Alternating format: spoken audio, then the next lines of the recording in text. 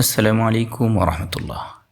প্রিয় দিনী ভাই ও বোন, খাবার খেতে গিয়ে আমরা কি অতৃপ্তি বোধ করি? আমরা কি খাবার খেয়েও কেমন যেন তৃপ্তি পাই না, এমন হয় আমাদের কখনো কখনো? তাহলে আসুন এই বিষয়টি কাটিয়ে ওঠার জন্য আল্লাহ রসুল সাল্লাল্লাহু আলাইহি ওয়াসাল্লামের একটি শেখানো পদ্ধতি আমরা অনুসরণ করতে পারি।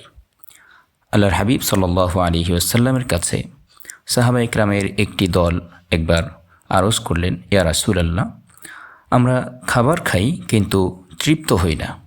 নবীজি সাল্লাল্লাহু আলাইহি ওয়াসাল্লাম বললেন, তোমরা বোধহয় আলাদা আলাদা করে সবাই খাবার খাও। তারা বললেন, হ্যাঁ।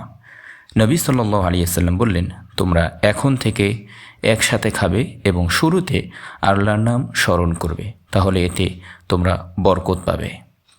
তো আসুন আমরা তৃপ্তি যদি পেতে চাই খাবারে এবং বরকত লাভ করতে চাই, তাহলে আলাদা আলাদা না খেয়ে বড় এক প্লেটে পরিবারের সবাই একসাথে মিলে আমরা খাবার গ্রহণ করতে পারি।